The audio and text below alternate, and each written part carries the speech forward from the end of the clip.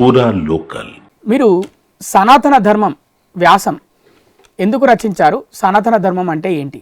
సనాతన ధర్మం వ్యాస రచనకి కారణం మన తమిళనాడు ముఖ్యమంత్రి కుమారుడు ఆయన తీవ్రమైన పదజాలంతో సనాతన ధర్మంపై దాడి చేశారు. పేరేంటి? ఆయన స్టాలిన్ గారండి. ఉదయనిధి స్టాలినా? ఉదయ స్టాలిన్ గారు. అది చాలా అనాలోచితమైన అజ్ఞానపూరితమైన అవివేకమైన భాషణ ఆయన చేసింది. అయితే ఆయన మాట్లాడిన దాంట్లో ఒక పార్శ్వం ఉంది, అది రైట్, అది ఒక పెద్ద భాగం ఉంది, అది టోటల్లీ రాంగ్. అది ఆ సంఘటన జరిగింది కాబట్టి దానికి స్పందిస్తూ మీరు ఏదైతే సనాతన ధర్మం అని చెప్పేసి వర్ణించారో, డెంగ్యూ అని ఇంకా ఏదో వైరస్ అని వగైరా వగైరా చెప్పారు, అది కాదు. సనాతన ధర్మం అనేది నిత్యనూతనమైంది, శాశ్వతమైంది, అది దాన్ని అంతం చేయటం ఎవరికి సాధ్యం కాదు అని నేను కౌంటర్గా దానికి రాయవలసి వచ్చేది. ఇది ఆ వ్యాసం రాయడానికి నేను ప్రేరణ. ఇది ఒకటి. ఇక రెండవది, సనాతన ధర్మం అంటే ఏమిటి అనేది మీ క్వశ్చన్. ముందు ఇది రెండు పదాలు, సనాతన ఒకటి, రెండు ధర్మం. సనాతన అనే పదం ఇది సంస్కృత పదం అండి.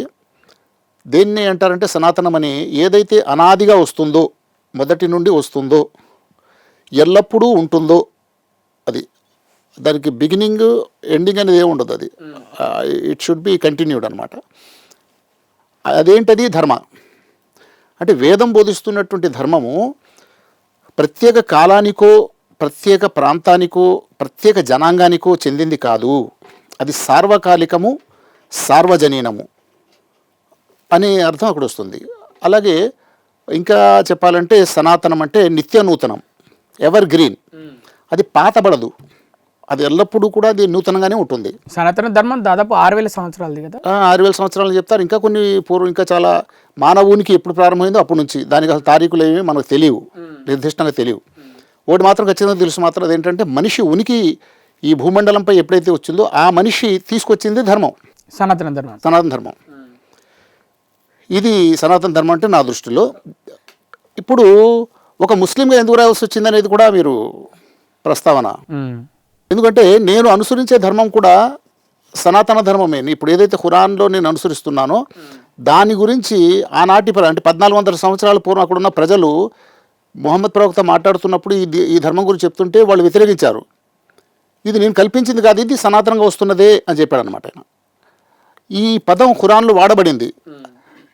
దాలిక దీనుల్ ఖయ్యిమా అంటాడు. ఇది 98వ అధ్యాయంలో ఉంది. అంటే ఇప్పుడు నేను చెప్తున్నది ఆ సనాతన ధర్మమే. అది ఈ విధంగా ఏంటంటే ఈ భాషాపరమైన వ్యత్యాసం ఇక్కడ. దీనే ఖయ్యిం, దీన్ అంటే ధర్మము, ఖయ్యిం అంటే సనాతనం, ఎగ్జాక్ట్ వర్డ్స్ అనమాట ఇవి. కాబట్టి ఒక ముస్లింగా నేను రియల్గా నేను ముస్లిం అయితే ఈ సనాతన ధర్మంపై దాడి చేయటం అనేది అది హిందువుల ధర్మంపై దాడి కాదు. అది ఎవరి మీద? అది నా ధర్మంపై దాడి.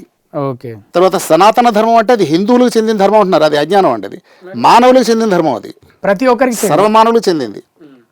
అయితే ఎలాగా అంటే దానికి ఆన్సర్ ఏంటి మనం మాట్లాడాలి. అది సరే. మరి మీరు మీ వ్యాసం కింద ముస్తాక్ అహ్మద్ అని పేరు ఉంది, చివరిలో మళ్ళీ అభిలాష్ అని పెట్టుకున్నారు. అభిలాష్ అంటే ఏంటి మరి? అభిలాష్ అంటే పేరే, అభిలాష్ అంటే పేరు, మరి అభిలాష్ అని ఎందుకు? అభిలాష్ అని ఒక ముస్లింగా నేను ఎందుకు పెట్టాను అనేది చాలా మంది సందేహంగా అడుగుతుంటారు. యాక్చువల్గా నాకు అంటే బాల్యదశ అంటే ఒక 16-15 సంవత్సరాలు ఆ టైంలోనే నాకు ఒక భావన కలిగింది. మనం భారతీయులు కాబట్టి మనం అరబిక్ పేర్లు పెట్టుకుంటున్నాం, కానీ నిజానికి అది అరబిక్ పేరు అంటే ఒక అపరిచితంగాను, అది ఎవరు తెలియనట్టు. అంటే ఇక్కడ ఇప్పుడు ఇండియాలో ఉన్న ముస్లింలు అందరూ వాళ్ళ పేర్లని అరబిక్ పేర్లేనా? అరబిక్ పేర్లే పెడతారు. 99% అరబిక్ పేర్లే ఉంటాయి. అప్పుడే నాకు ఎందుకో, నాకు అంటే జ్ఞానపరంగా కాదు, కేవలం నాకు అలా అనిపించింది. అసలు ముష్తాక్ అనే పేరుకి హిందీ మీనింగ్ ఏంటని చెప్పేసి, తెలుగు మీనింగ్ ఏంటని చెప్పి మా గురువులను అడిగాను నేను. అడిగే ముష్తాక్ అంటే అభిలాష్ అని చెప్పారు వాళ్ళు. సో అభిలాష్ అని పెట్టాను. తర్వాత అప్పటి నుంచి కొన్ని రచనలు చేసేవాడు నేను. దాన్ని నేను పెన్ నేమ్గా స్థిరపరిచాను. కాబట్టి ఇప్పుడు నా ముస్లిమేతర ప్రజలు అంటే హిందూ మిత్రులు, ఇతర మతస్థులు అందరూ కూడా నన్ను ముష్తాక్ అంటే తెలియదు వాళ్ళకి, అసలు అభిలాష్ అంటేనే తెలుసు. ఇది ఒకటండి. తర్వాత నేను పరిశీలన చేస్తూ ఉండగా నాకు బాగా అర్థమైంది ఏంటంటే అసలు ఏ దేశంలో ఉన్న ముస్లింలు ఆ దేశ భాషనే మాట్లాడాలి, ఒకటి ఆ దేశ సంస్కృతిని అనుసరించాలి, ఆ దేశ భాషలోనే వాళ్ళ పేర్లు కూడా పెట్టుకోవాలి. ఇది మాకు అర్థమైందండి. ఆ తరువాత మాకు పుట్టిన పిల్లలు, మా మనవాళ్ళు మనవరాళ్ళకు కూడా ఏంటంటే ఒక అరబిక్ పేరుతో పాటు ఒక హిందీ, ఒక తెలుగు పేరు కంటిన్యూగా వస్తుందన్నమాట. అది నేటివిటీ నేమ్ అని మేము పెడుతున్నాం. అలా మీరు మరి నేటివిటీ నేమ్ అని అంటున్నారు, అభిలాష్ అంటే అందరూ మరి మిగతా వాళ్ళందరూ ఒక హిందూ పేరే అనుకుంటారు, దాంట్లో డౌటే లేదు. అవునవునండి. అంటే ఎక్కడో ఒక దగ్గర చిన్న ఆలోచన ఉంటుంది కదా, అంటే హిందూగా మారాలని ఏమన్నా అనిపిస్తుందా? ఇప్పుడు నేను ఇక్కడ హిందూగా మారాలి అనే మాట అంటే హిందూ కాకపోతే కదా హిందూగా మారవలసింది. అంటే ఆల్రెడీ మీరు హిందూవేనా? ఆల్రెడీ హిందూయే. హిందూ అంటే ఏ విధంగా హిందూ? చెప్తా. హిందూ అనేది ఏదైతే ఉందో, హిందూ అనే పదము అది రీజనల్ నేమా రిలీజియన్ టర్మా అని చూడాలి. రిలీజియన్ టర్మా రీజనల్ టర్మా అనేది. హిందూ అనే పదం రిలీజియన్ టర్మ్ కాదు, అది రీజనల్ టర్మ్. ఈ పర్టికులర్ ఇండియా అనే రీజన్లో ఎవరైతే ఉంటారో వాళ్ళని హిందూ అంటారు. అయితే కాలానుగుణంగా ఇక్కడ అసలు యాక్చువల్గా భారతదేశంలో ఉన్నది వైదిక ధర్మం, ఆర్ష ధర్మం, సనాతన ధర్మం, ఇలాంటి పేర్లు ఉన్నాయి. అసలైన పేర్లు హిందూ ధర్మం అనేది అసలు హిందూ ఇప్పుడు మనం వాడికలో ఉన్న ధర్మం పేరు అది చెప్తున్నా, అది కాదు అసలు. కాబట్టి నేను ఇప్పుడు హిందూ అంటే నేను నైసర్గికంగా అంటే ప్రాంతీయంగా ఈ ప్రాంతంలో ఇప్పుడు అమెరికాలో ఉన్నారు, అమెరికా బార్డర్స్లో ఉన్న వాళ్ళు అందరూ అమెరికన్స్, యూరోప్లో ఉన్న అందరూ యూరోపియన్స్, అరబులు ఉంటే అందరూ అరబులు, అలాగే ఇండియా బార్డర్స్లో ఉన్న వాళ్ళు అందరూ ఇండియన్స్ అంటే మనం ఇంగ్లీష్లో చెప్తున్నాం, అదే తెలుగు చెప్పాలంటే హిందువులు. కానీ మరి ఈ మాట మరి బయటి దేశంలో ఉన్న క్రైస్తవులు, బయటి దేశంలో ఉన్న ముస్లింలు కొంతమంది వాళ్ళు హిందుస్థాన్లో ఉంటారు కాబట్టి హిందువులని అంటారు. మరి మన ఇండియాలో ఉండే ముస్లింలు క్రైస్తవులు కొంతమంది హిందువులు అంటే ఎందుకు ఒప్పుకోరు? అంటే ఇది హిందుస్థాన్ కదా, హిందువులు అంటే ఎందుకు ఒప్పుకోరు వాళ్ళు? ఇక్కడ రెండు కారణాలు ఉన్నాయండి. మొదటి కారణము ఇక్కడ ఉన్నటువంటి స్థానిక నాన్ ముస్లిమ్స్, నాన్ క్రిస్టియన్స్, అంటే మన ఇండియాలో ఉన్నటువంటి అంటే వైదికులు అంటాను నేను యాక్చువల్గా, హిందువులు అనే కంటే వైదికులు అంటుంటాను. వైదికులు మతపరంగా హిందువులు అనేటువంటిది ప్రాచుర్యంలోకి వచ్చేసింది.